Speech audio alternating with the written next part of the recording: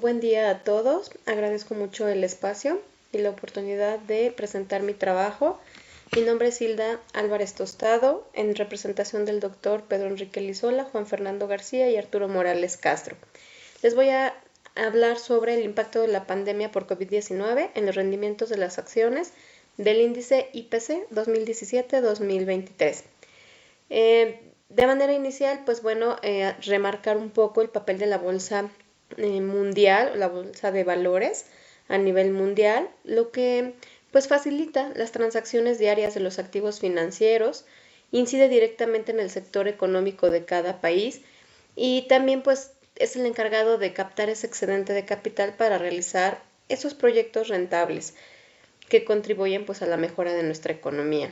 El impacto que trajo esta pandemia por COVID-19 de manera inicial pues fueron reacciones de pánico en los mercados bursátiles mundiales, caídas de precios, rendimientos negativos y aumento de la volatilidad, así como pues de ahí surge justamente esa necesidad de medir el impacto de la pandemia en los mercados bursátiles. Los objetivos de la investigación es cubrir un poco esas lagunas de la teoría o de las investigaciones realizadas hasta el momento, ya que pues se encuentra que hay una escasa bibliografía sobre el tema, sobre todo enfocado en el sector financiero o bursátil, o bien hace falta un análisis pre y post pandémico que pues nos dé un panorama, ¿no?, de cuáles fueron las afectaciones financieras de dicha pandemia. El objetivo de estudio como tal sería pues analizar el impacto del COVID en el índice IPC en el periodo del 2017 al 2023. Este análisis estadístico se hace con los precios de cierre diarios, se aplica la prueba de normalidad, se aplica también el exponente de Horst y los modelos Garch. Como revisión de literatura inicial, pues tenemos este mapa que nos hace referencia a la literatura que hay hasta el momento, desde el 2020 hasta la fecha, sobre la situación de los mercados financieros en el periodo de la pandemia. Así como también este mapa nos hace referencia de los escritos que hay hasta el momento sobre esa parte de repercusión financiera en la economía de los países a nivel mundial. Como les comentaba, pues la mayoría de los estudios que hay son reducidos, más que nada están enfocados en la parte médica y de salud, más que en la financiera o bursátil. Este es un mapa general de pues el avance o la gravedad de cada uno de los países en cuanto a los contagios y muertes del COVID. Este mapa es al 5 de julio del 2022 y muestra pues el número de casos a nivel mundial, donde los puntos pequeños pues son pocas muertes y conforme va creciendo pues es el incremento que tuvo de decesos. En esta gráfica se observan los casos confirmados y las muertes registradas en el periodo del 2020 al 2023, que es pues principalmente el movimiento de la pandemia, y esta gráfica pues es proporcionada o tomada de la Organización Mundial de la Salud. Al igual que esta otra, en donde se muestran los casos confirmados, los casos negativos, los sospechosos, con muestra y sin muestra, y algunos sospechosos sin probabilidad de resultados. Y la positividad sobre todo, que es la que se muestra pues más alta, es la línea amarilla. Entonces ahí como vemos pues fue el avance y los altibajos de los contagios de esta pandemia. Como fundamentos teóricos para el estudio se considera primero pues la prueba de normalidad Kolmogorov-Smirnov, bajo las hipótesis de que los datos procedentes vienen de una población que se distribuye normalmente o que no se distribuye normalmente. Esta prueba, nosotros la tomamos como base con esta función, con este estadístico, para comprobar la normalidad de los datos, ya que toma, pues estadísticamente hablando, las dos colas de la distribución normal, y la función f de x es la distribución presentada como hipótesis. El exponente de Hort, que se aplica posterior a la prueba de normalidad, es un exponente que ayuda a medir esas propiedades de escala y memoria a largo plazo en las series temporales. Está dado por la expresión mostrada en esta fórmula, ¿no? En esta presentación. También ocupamos los modelos autorregresivos y de medias móviles, los cuales pues se aplicaron a través del modelo de heterocedasticidad condicional autorregresiva generalizada, mejor conocidos como GARCH, que es un mix entre los modelos ARMA y los modelos ARCH, pero con la bondad de que pues además de las características que ya venían inmersas en el modelo ARMA y ARCH, pues aquí se tiene un reducido número de parámetros autorregresivos y también se tiene la bondad de ajustar o de considerar esa varianza condicionada, ¿no? Esos movimientos dinámicos de la varianza están también aquí considerados. Está dado por la siguiente expresión. Como ya les mencionaba, pues es la combinación entre los modelos ARCH. Y bueno, aquí también se consideran pues los residuos que se distribuyen normalmente. Estas son las expresiones del modelo GARCH que se consideraron para su cálculo. En cuanto a la metodología, se consideraron 1521 precios diarios de cierre, con ellos se calculan los rendimientos. Estos precios fueron tomados en un periodo del 15 de junio del 2017 al 15 de junio del 2023 y se dividen en 5 periodos de tiempo de acuerdo a las etapas de desarrollo de la crisis sanitaria, de acuerdo a la Organización Mundial de la Salud o la OMS. Estos 5 periodos pues se dividen de la siguiente manera. Del 15 de junio del 2017 al 31 de noviembre del 2019, que se toma como un previo a los primeros brotes a nivel mundial. Después, el siguiente periodo sería al término del 10 de marzo del 2020, donde ya empieza a haber algunos casos confirmados a nivel mundial. De ahí al 15 de diciembre del 2021, en donde es declarado la pandemia en México como tal y ya hay algunos casos confirmados en México. De ahí al 15 de noviembre del 2022, el repunte de casos confirmados en México, ahí fue la parte más complicada para nuestro país. Y de ahí pues al cierre del periodo, que es el 15 de junio del 2023, en donde disminuyen los casos confirmados y ya va tomando un poco más esta parte de regresar a la nueva normalidad. Los resultados que se tuvieron en términos generales, los fui tomando por periodos. En el primer periodo se observa que el 25% de los emisores, de las emisoras, de las empresas que cotizan en la Bolsa Mexicana de Valores, muestran presencia de medias negativas en los rendimientos. Este es un periodo previo a la pandemia. En el segundo periodo, donde ya se confirman casos a nivel mundial, crece esa incertidumbre en los inversionistas, por lo cual empieza a haber algún movimiento ahí en la Bolsa Mexicana de Valores y en las bolsas a nivel mundial. Por lo tanto, esos rendimientos se mueven de tal manera que suben hasta el 75% de esos rendimientos negativos en el IPC. En el tercer periodo muestran una cierta mejora que van a un 2.77%. En el cuarto periodo nuevamente crece, ya que es el repunte de casos en México, en donde se reporta un 30.5% de empresas que tienen unos rendimientos negativos, y para el último periodo únicamente el 16.66%. En cuanto a la volatilidad, considerada desde el punto de vista de la desviación típica, el 88.88% de los emisores mostraron mayor volatilidad cuando se declararon los primeros casos a nivel mundial.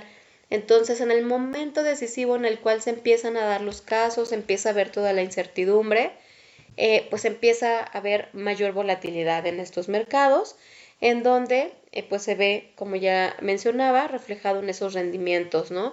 Entonces, aquí pues vemos que cuando se declaran los primeros casos, pues incrementa considerablemente.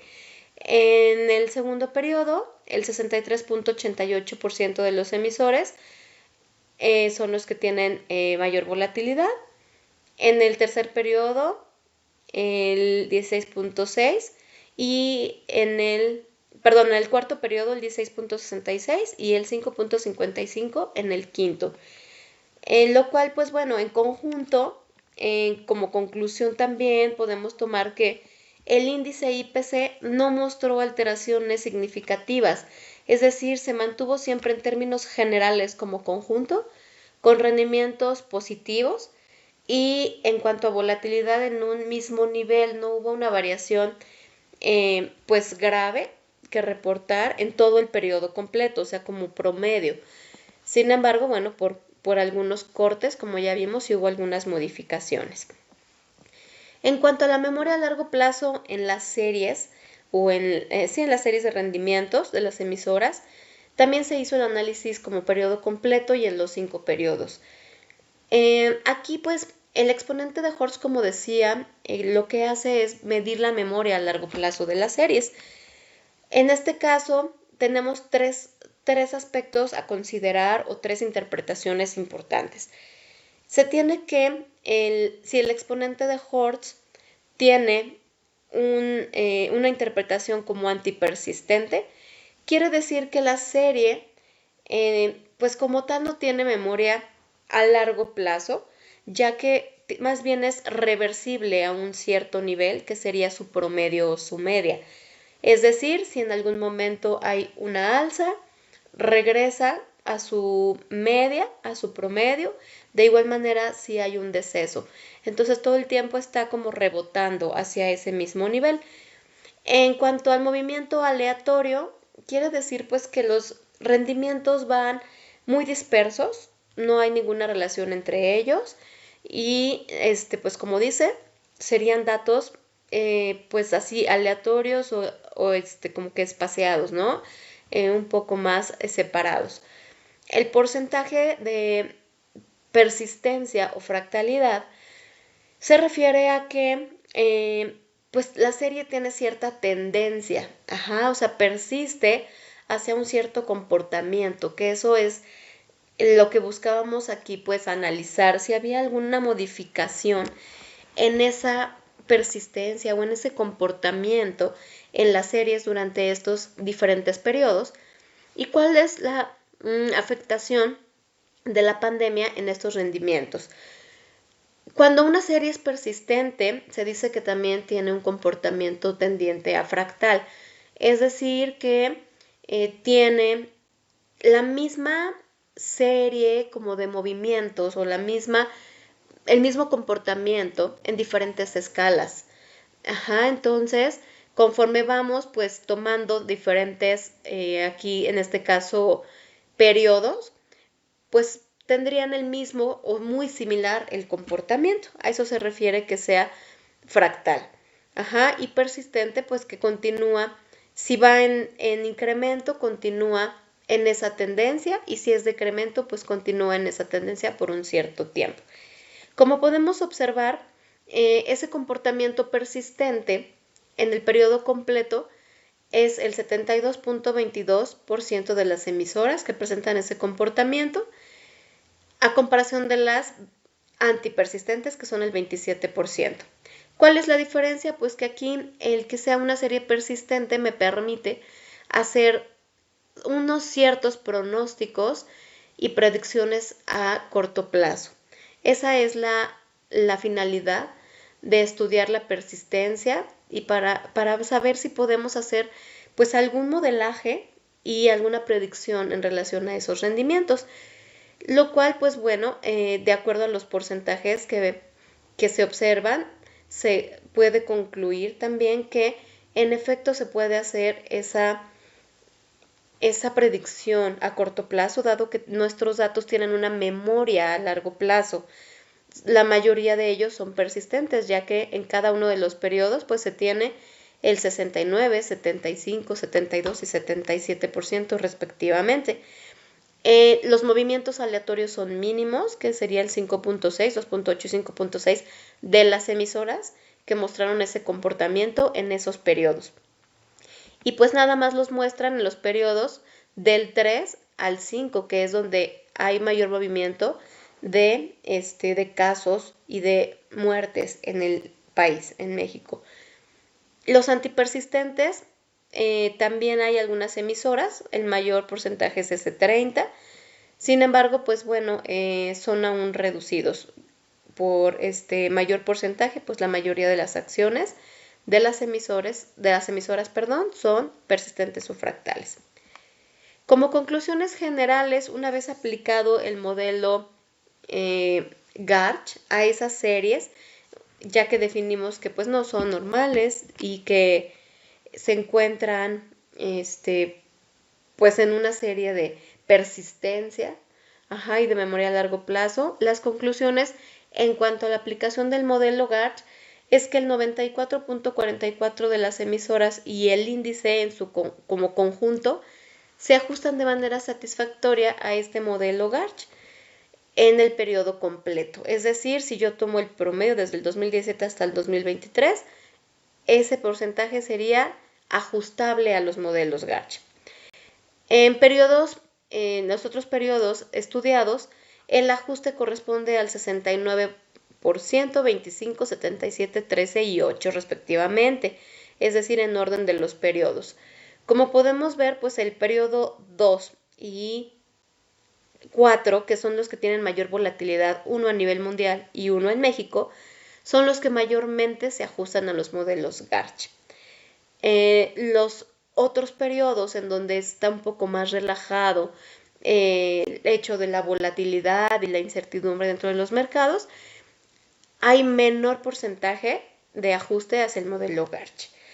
También se puede concluir que en los periodos pues de mayor volatilidad, que son 2, 4 y 5, no son los modelos de mejor ajuste para las series de rendimientos que estamos estudiando. Y como conclusión general, pues a través del exponente de Horst se concluye que a pesar de la incertidumbre y volatilidad del mercado, entre el 60 y el 80% de las emisoras, así como el índice en su conjunto, mantienen un comportamiento persistente o fractal a lo largo del periodo de estudio. Y pues bueno, por mi parte sería todo. Agradezco mucho su atención, agradezco mucho el espacio y pues deseo para todos un buen día. Gracias.